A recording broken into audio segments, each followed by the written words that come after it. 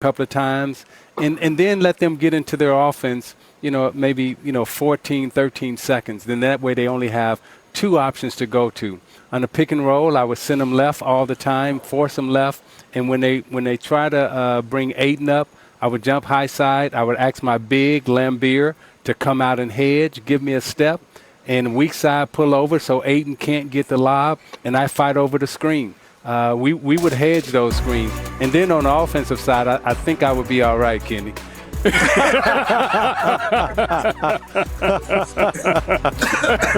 Yeah, I think on the offensive side I would be all right, And again, when you watch Chris play and you watch us play, or myself play, there are a lot of similarities to the way we play the basketball game, the intellect that we play it with, and we were always taught that we have to get other players involved. So our assist totals, are really off the charts. But when we needed to score the basketball, then we can jump up and give you 30. We can jump up and give you 40. But we never came to the game saying, I'm going to get 40. We were coming to the game saying, Devin Booker going to get 30, or Joe Dumars going to get 30, or I got to help somebody else get off. Oh, it's 5 minutes to go in the game. Okay, I can take over now.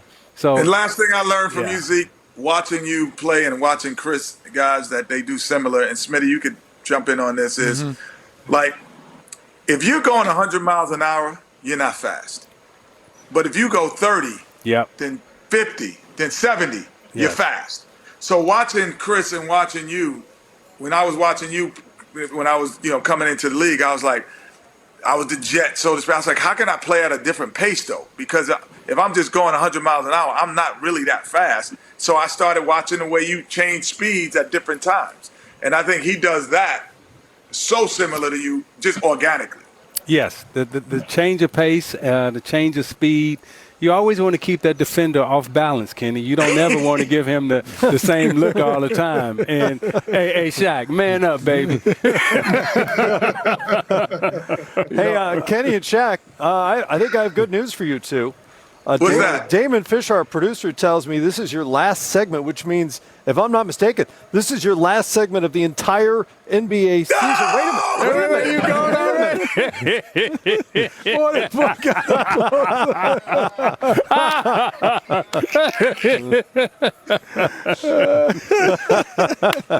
I thought that would make you happy. Done. I thought you might like that news. This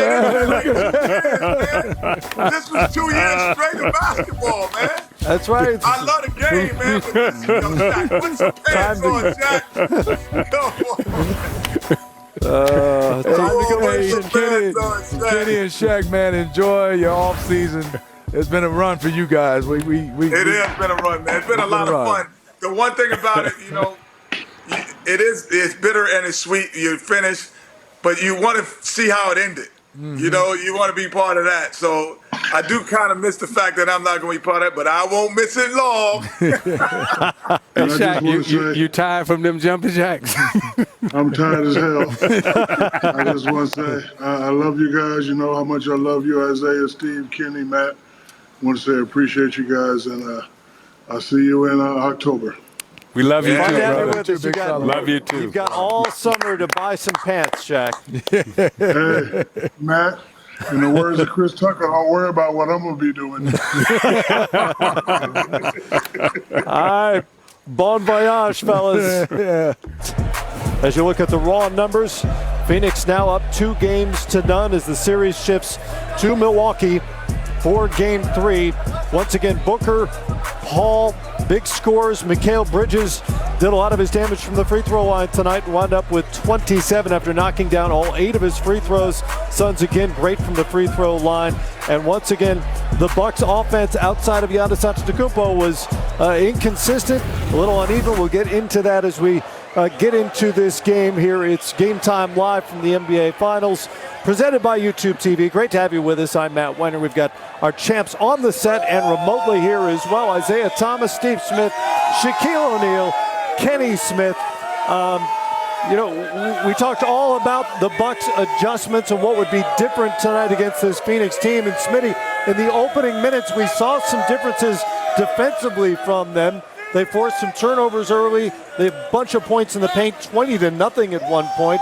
but then the Suns started knocking down three-pointers. Yeah, they did, man. I thought the first quarter the game plan was great, offensively and defensively. Then they reverted back to game one, Isaiah, and they started to switch easy. Just watching that game, no matter what kind of screen, nobody was fighting over, other than Drew Holiday was trying to get over the screens. Brook Lopez got no touches in the paint. Drew Holiday posted up one time in that fourth quarter, Isaiah, and we both start smiling and going crazy just because you look at the game that's played. Not that we're rooting for anybody, just want to see the game played the right way. Give the Phoenix Suns a lot of credit. They went to their bread and butter. They have better closers than the Milwaukee Bucks have in the fourth quarter. Absolutely, and when you talk about going to their bread and butter, you know, Milwaukee didn't go to their bread and butter. You know, Lopez, you know, is a great post-up center, all-star post-up center. For the whole night, he's playing against smaller players, and when you need easy baskets in the finals, right, you got to go to those matchups. One, they help you score, but two, they get the opposing team in foul trouble. Holiday in the post against smaller players. It gets those smaller players in foul trouble, but it also gives you an opportunity to score the basket. I thought Milwaukee missed a great opportunity to win the game tonight by underutilizing those two players. Lopez got a post up in the second half, late in the third quarter, I think it was.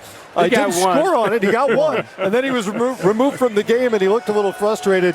Shaq, what did you see tonight from both teams rather in this game too? I saw the expected versus the unexpected. You know, you expect Devin Booker to get 31 points. You expect Chris Paul to get 23. But you do not expect Bridges to get 27 points. You know, the others play well. And this is why I always marvel about the others. Isaiah, Kenny, and Steve know about this. When you have others that play exceptional, as Bridges did tonight, it becomes easier for your team to win. Now, for the Milwaukee side, you expect Giannis. Well, I expect Giannis to get 42 points. I do not expect Chris Middleton, who's a fabulous shooter, to get 11 points. I do not expect an aggressive Holiday to get 17 points. They had a lot of opportunities to win, but, you know, Steve and Isaiah made great points. Phoenix has had greater closers, and their others were exceptional. Mr. Bridges was exceptional tonight, and this is what you have to do to win championships. Now, the pressure is on Milwaukee. Phoenix did what they were supposed to do. They won 2 games in Phoenix. I know Milwaukee plays well at home, but they have to win that game 3. You always hear people say, you know, this game is pivotal. Game 3 is pivotal. Take it from me. If you go down 3-0, you might as well say to yourself, what do you say, Kenny? 1, 2, 3, Cancun. Detroit basketball. Yeah. Kenny, initial thoughts on game 2? I just thought it was, from a Milwaukee standpoint, I thought it was a little bit uncharacteristic in the fact that they didn't look organized on the offensive end. At least we know what they're trying to do, but I think today we're not sure. But the ability to spread the floor on the offensive end for Phoenix is the difference. They spread the floor out, and they're saying, can you guard us one-on-one or could you guard us in a pick and roll? And at no point in this game did I ever say they're stopping it. I said, oh, they missed some shots. They're not making the shots that you think they can make. But at no point did I say the defense is stopping this from happening. And when you could play at that comfort level, it changes dynamic. Isaiah, I used to call this European defense. I mean, European offense and defense, because like in Europe, people get a little close to your face when they talk. They weren't close to their face to talk. if you're the Milwaukee Bucks, they were far away. They were speaking English easily. There was no Europe. There was no French. You go to France, you go to Italy. People get a little bit uncharacteristically close to you. Chris Paul is just weaving his way through easily through the defense, knifing through. So the defense isn't here. They're here.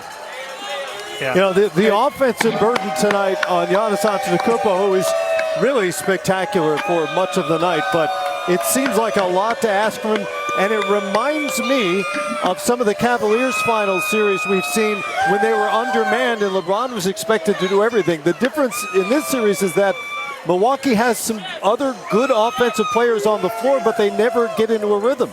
Matt, that's an excellent point. Not only do they not get into a rhythm, But again, they're underutilized in terms of where they are most effective at against the opponent that they're playing against, right?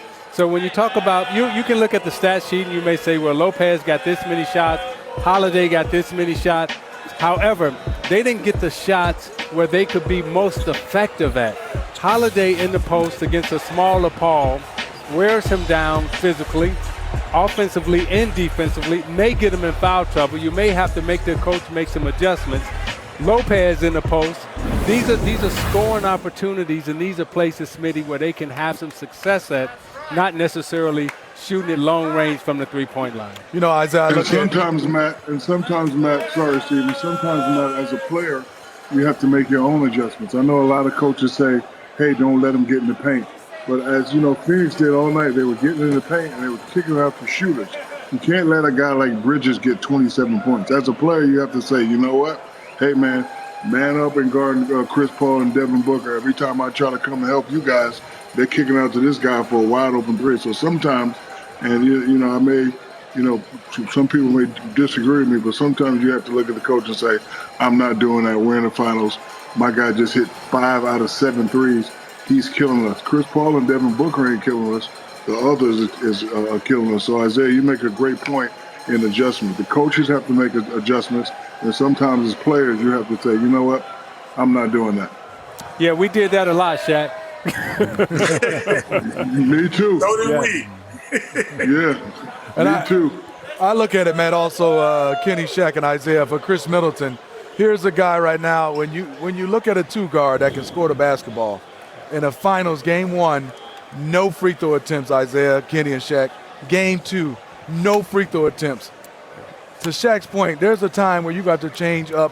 You're going to have to get the ball and get into the paint, force the action. And I think right now is him and Drew Holiday, like you said, they got shots, but they didn't go take shots. And I think the one thing for them is, yes, there's a game plan, but this is the finals. You got to revert to how you play basketball, what you see, what you feel. And for me to have Chris Middleton have no free throw attempts in 2 finals games, that's not going to get it done. Yeah, and again, Smitty, like, you know, Milwaukee's offense is predicated on them beating you off the dribble and trying to get to the basket. And again, we talked about penetration early, at the start of the show. Now, how do you penetrate the basketball? You can penetrate the basketball starting Middleton and Holiday in the post. Now they got it closer to the basket where they can make moves, get fouled, or possibly score. Holiday and Middleton combined were 12 of 37 from the field. Holiday's defense tonight was unbelievable. Yes. First against Chris Paul and then against a variety of other offensive How about players. Those 2 blocks? The block shots were amazing. One against DeAndre Ayton near with the 2 rim. hands. But offensively, Kenny, just no rhythm for those 2 stars. And I know it's been a while since Holiday's been an all-star, but he's an all-star. Chris Middleton, recent all-star. Brook Lopez, again, it's been a while, but he's been an all-star. Can Milwaukee win this series if they don't get those guys into some sort of offensive rhythm? Well, that's the reason why they beat Atlanta. They got 3 guys. When you lose Giannis, who's the MVP of the league, and 2-time MVP of the league, and was always going to be in the running, and you beat Atlanta Hawks without him, you beat them in 2 games because you have 3 guys who've been all-star and can play at all-star levels. To me, again, there's a difference when Giannis is on the floor now in the playoffs in the aggressiveness of Middleton and Holiday in terms of where they're getting their shots. Not that they're getting them, but where they're getting them from. There is comfort zones for every player, from Isaiah Thomas to Michael Jordan to Shaq. You know, there are comfort zones. And if they're not getting to any of their comfort zones, if you give Shaq the jump hook, right-hand jump hook, he's going to kill you to death. If you give Isaiah on the fast break, he's going to do the machine gun dribble. And if you trace him, he's going to drive by you. If you're going to play Michael Jordan, and you allow him to go left, right, well, he could do it all, so I might not go there. But, everyone has comfort zones that they go to, and I just didn't think that Drew or Middleton went to their comfort zones. They just got shots up. They didn't get the shots that they were looking for. They just got shots up. And Kenny, for $1 million, what was the most exciting comfort zone move? For $1 million, if you answer it, I'll give you $1 million. No, for you? For any player. For any player. The best comfort move ever. Skyhook. No.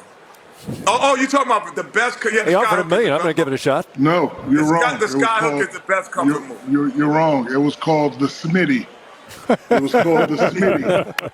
It was called the Smitty. The best move ever. Okay, I'll go with that. Hey, Kenny, you missed that million. Kenny, you missed that million. Yeah. He wasn't paying it anyway, Smitty. He wasn't. Let's get down to Mike Budenholzer. His Bucks are now down 0-2, but headed back home for Game 3.